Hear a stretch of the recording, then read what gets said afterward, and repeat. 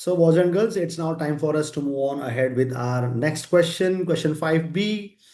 The question says a 50 kg crate, weight दिया हुआ है, shown in figure, rest on horizontal plane.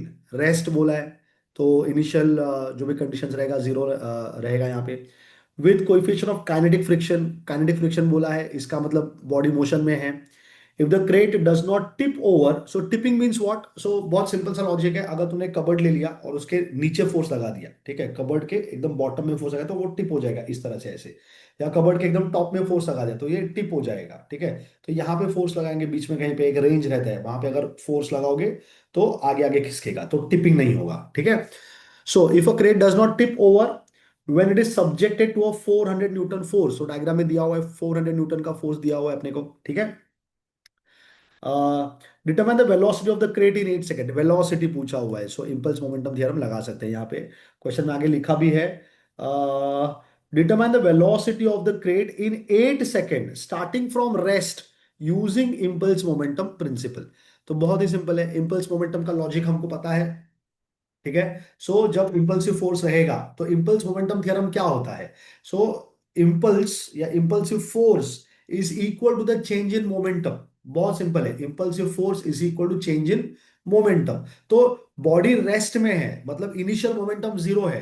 अब body 400 Newton की वजह से मोशन में आ गया है, तो मोमेंटम गेन कर दिया है, तो m × v2 हो जाएगा वहां पे, -m × v1 जो इनिशियल मोमेंटम है. v1 का वैल्यू जीरो है, v2 का वैल्यू मुझे निकालना है. Determine the velocity, the time for which the impulsive force acting is 8 second. ठीक है, 8 सेकेंड के लिए फोर्स को अप्लाई किया हुआ है यहाँ पे. सो इंपल्सिव फोर्स का मतलब है a large amount of force acting for a very short amount of time. ठीक है. तो अगर मैंने इसका एफबीडी बना दिया, so I quickly make use of the same diagram, boys and girls. ठीक है, इसी डायग्राम को हम लोग यूज करेंगे. So let me quickly just redefine it. ठीक है, just cost us like 10 seconds और सो. तो इम्पल्स मोमेंटम थ्योरम के हिसाब से एक बाजू इंपल्सिव फोर्स रहेगा, एक बाजू मोमेंटम रहेगा. ठीक है.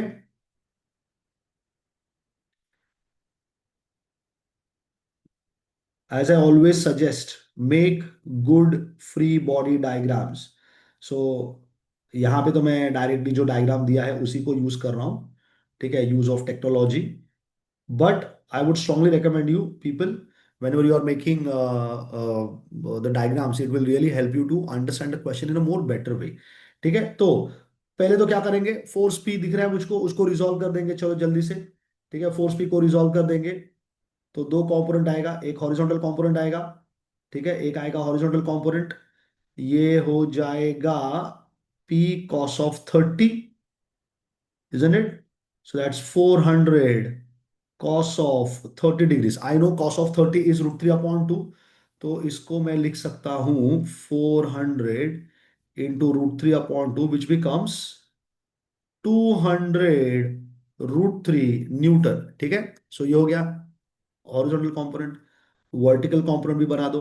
ठीक है, ये हो जाएगा 400 sine of 30. We all know sine of 30 is 1/2, तो 400 × 1/2, तो ये हो जाएगा 200 न्यूटन.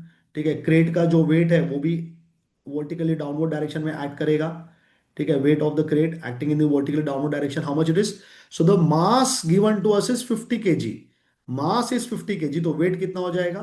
सो 50 × 9.81. ठीक है, 50 × 9.81, that's the weight force. W भी लिख देता हूं मैं, चलो यहाँ पे. सो 50 × 9.81, बहुत बार किया है हमने ये. 490.5, 490.5 न्यूटन्स. ठीक है, तो वेट फोर्स भी हो गया. उसके बाद the crate is resting on a horizontal surface, so the horizontal surface will exert a force in the upward direction. ठीक है, तो यहाँ पे एक वर्टिकली अपवर्ड डायरेक्शन वाला फोर्स भी दिखा दो. ठीक है, कितना है यहाँ पे, इसका नाम रख देंगे, नॉर्मल रिएक्शन है. ठीक है, इसका नाम हम लोग एन रख देंगे. गेटिंग. ठीक है, और ब्लॉक जो है वो राइट में जाने वाला है. अगर ब्लॉक राइट में चला गया तो फ्रिक्शनल फोर्स लेफ्ट में जाएगा. सो फ्रिक्शनल फोर्स लेफ्ट में जाएगा, तो यहाँ पे फ्रिक्शनल फोर्स बता दो. ठीक है, So that's F max, which is given by mu k into n. That's 0.3 times of n, क्योंकि म्यू के का वैल्यू कितना दिया है, 0.3 दिया हुआ है। तो ये पोजीशन वन है, ठीक है, दिस पोजीशन वन। तो यहाँ पे हमारा इनिशियल वेलोसिटी कितना रहेगा, this is position one, let us से पोजीशन वन। तो यहाँ पे इनिशियल वेलोसिटी जीरो हो जाएगा, ठीक है। मुझे पोजीशन टू पे वेलोसिटी फाइंड करना है, v2 फाइंड करना है। So yes, mass of the crate is how much, it is 50 kg, ठीक है, mass is 50 kg given to us. समझा यहां तक? तो अभी वर्टिकल डायरेक्शन में कोई मोशन है क्या? वर्टिकल डायरेक्शन में कोई मोशन नहीं है। जब वर्टिकल डायरेक्शन में कोई मोशन ही नहीं है, ठीक है, तो यहां पे इंपल्स मोमेंटम थ्योरम लगाने का जरूरत भी नहीं होता है, लगा सकते हो, आंसर सेम ही आएगा। Simply summation of F Y equal to zero लगा दो, ठीक है। So if I apply summation of F Y equal to zero, summation of F Y equal to zero, take all the vertical forces. तो vertical forces में कौन कौन आएगा, चलो मार्क भी करा देता हूं मैं। वर्टिकल फोर्सेस, एक तो ये एन जो अपवर्ड डायरेक्शन में जा रहा है, फिर ये 200 न्यूटन, ये भी अपवर्ड डायरेक्शन में जा रहा है, और ये 490.5 न्यूटन जो डाउनवर्ड आ रहा है, ठीक है। तो इन तीनों को हम लिख देंगे। तो पहला तो है एन अपवर्ड डायरेक्शन में, N going in the upward direction, then minus of 490.5 going in the downward direction, and then plus 200 going in the upward direction. This must be equal to zero. तो यहां से जो normal reaction है मेरा n, ये मुझे मिल जाएगा 490.5 minus 200, क्योंकि दोनों टर्म्स को मैंने राइट में भेज दिया, वो अपने साइन चेंज करेंगे। That comes out to be 290.5 newton, ठीक है। ये हो गया मेरा नॉर्मल रिएक्शन का वैल्यू। ये जो नॉर्मल रिएक्शन है, ये मुझे मिला है 290.5 न्यूटन। तो तुरंत मैं एफ मैक्स निकाल लेता हूँ, 0.3 multiplied with 290.5, that comes out to be 87.15 newton, ठीक है। ये हो गया हॉरिजॉन्टल डायरेक्शन का फोर्स। अब देखो ये कितना इजी क्वेश्चन है फॉर 8 मार्क्स। अब इंपल्स मोमेंटम थ्योरम लगाना है, जो कि बहुत इजी है। Impulse momentum theorem, so by impulse momentum theorem, moment on the left, impulse on the left, and momentum on the right, change in momentum on the right. So impulsive force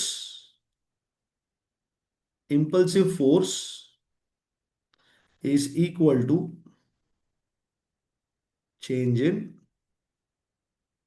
momentum, ठीक है। So impulsive force only in the X direction we are going to take. So सबसे पहला कौन सा है, वो 200 √3 वाला जो फोर्स है हॉरिजॉन्टल डायरेक्शन में जो मुझे दिख रहा है, ठीक है, 200 √3, ठीक है, ये वाला रहेगा। और उसके बाद ये 87.15 न्यूटन जो लेफ्ट में जा रहा है, ये रहेगा। ये दो ही फोर्स है जो हॉरिजॉन्टल डायरेक्शन में यहाँ पे एक्ट करने वाले हैं। This multiply with the time interval for which it is acting, it is for 8 seconds. तो मैं यहाँ पे लिख दूंगा 200 √3 going in the right direction minus 87.15 going in the left direction, ये forces हो गए, multiplied with the time interval which is 8 second, multiply with m into v2 minus m into v1, but I know this term v1 is going to be 0। और मास कितना है अपना, मास है 50 kg, ठीक है, ये 50 kg का वैल्यू है, तो यहां से v2 मिल जाएगा मुझको। सो v2 would simply become what ever this entire thing is, ठीक है, this divided by what, this divided by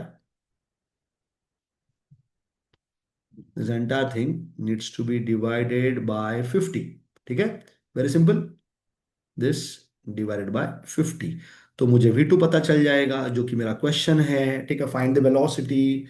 देखा ना कितना सिंपल क्वेश्चन था। सो 200 multiplied with √3 minus of 87.15, this entire thing needs to be multiplied with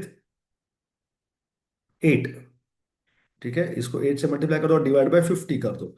तो मेरा answer आया है 41.4816। तो 4816 को मैं 2 मीटर्स पर सेकेंड लिख दूंगा, ठीक है। That is how our question ends. Simple, right? Isn't it? So if you know your concepts well, boys and girls, if you know your concepts well, you can very easily solve any question that is given into the question paper. So make sure that you focus on conceptual understanding. So boys and girls, that's how we solve the question 5B. It's time for us now to move on ahead with the next question. Boys and girls, let's proceed ahead.